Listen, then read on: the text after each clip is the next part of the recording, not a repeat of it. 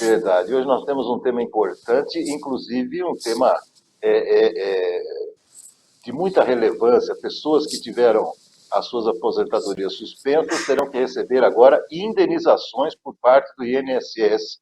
Como isso vai ocorrer, doutora Fernanda? Sim, esse tema ele é bem interessante, por quê? Porque essa notícia tem a ver com uma decisão judicial. Um juiz assim determinou. O que aconteceu nesse processo?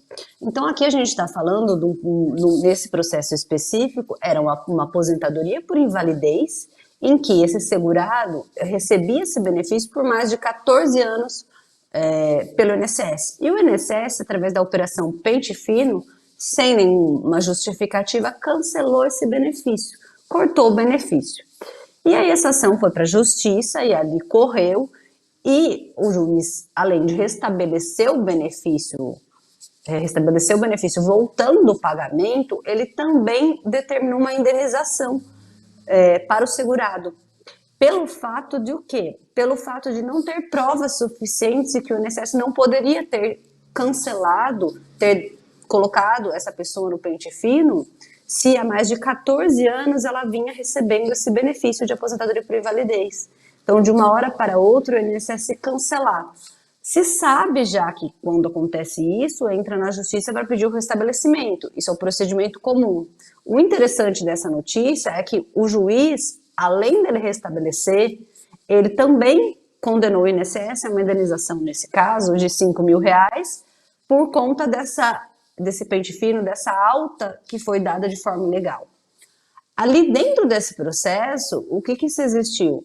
O que se constatou? Que o INSS cancelou o benefício sem fazer uma prova mais aprofundada. Então, sem pedir novos exames para o segurado, para verificar se a capacidade ainda constava ou não. E ali se constatou isso no processo dessa pessoa. E isso ensejou, além do restabelecimento, a voltar a ter esse benefício, quanto também a indenização. O interessante nessa notícia é a parte da indenização.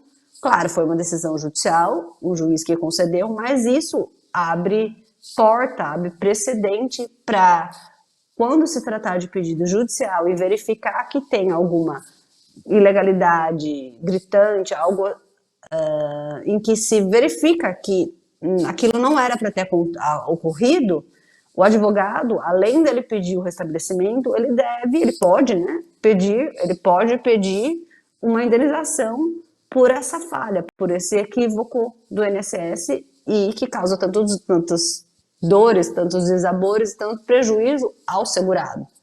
Claro que a indenização, que quando a gente fala de danos morais, não é para todo caso, não é para todo caso em que se deu alta ou enfim, mas sim nesses casos em que a gente verifica que de fato isso aconteceu de forma ilegal, isso não era para ter acontecido, havia manutenção da doença da pessoa, não teve um procedimento pericial, não teve documento, do nada se foi cortado, mantendo as mesmas circunstâncias. Em casos gritantes, se pode pedir, além do restabelecimento, com base nessa decisão, tem aqui agora um precedente para também pedir indenização. E aí vai ser discutido no caso a caso.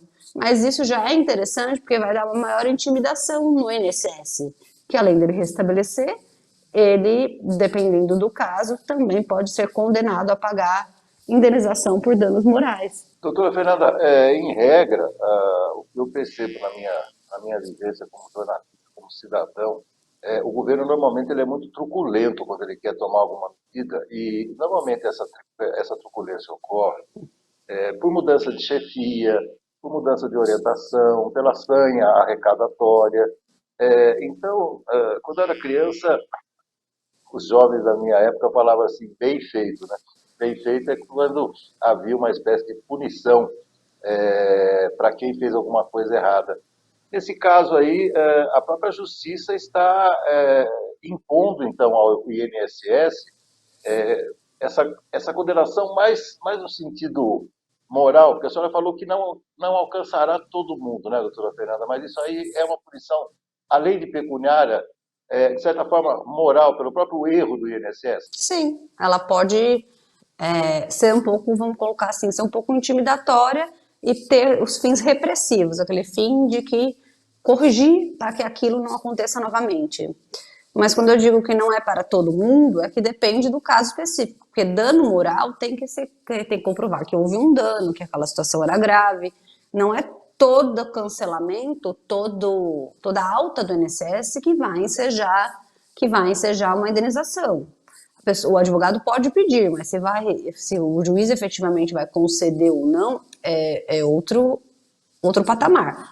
Agora, para tentar se pedir isso, porque, por exemplo, tem altas em que o INSS concede que é legal, não tem muita documentação, ou a pessoa não passou pela perícia, e aquilo vai ser discutido na justiça, se prevalece ou não a incapacidade.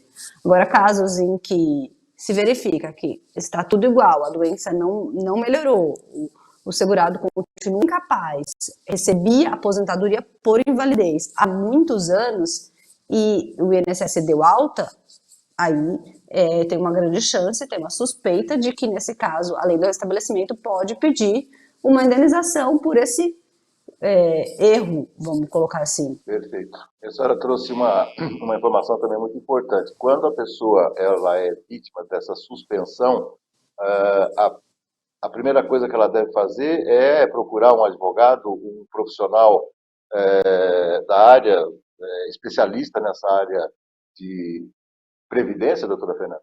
Sim, por quê? Porque quando o INSS cancela, quando o INSS suspende, ou até mesmo quando o INSS não concede uma aposentadoria por invalidez ou auxílio-doença, a pessoa pode pedir novamente no INSS administrativo? Pode, não tem nenhum problema, nenhum óbice em relação a isso. Mas na prática isso não vai ter muito efeito, porque o INSS já está negando.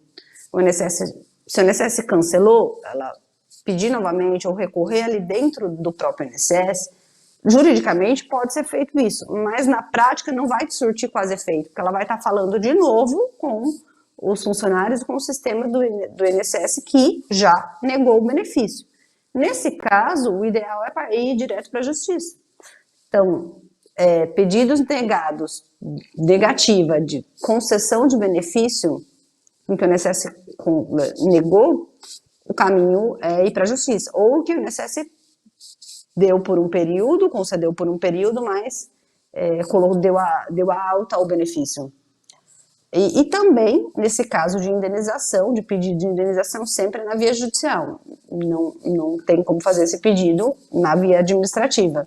Muitíssimo obrigado mais uma vez, doutora Fernanda, por sua contribuição aqui no nosso programa. Tenha uma ótima semana e até uma próxima. Obrigado. Obrigada, eu que agradeço. Ótima sequência de programa. Até mais.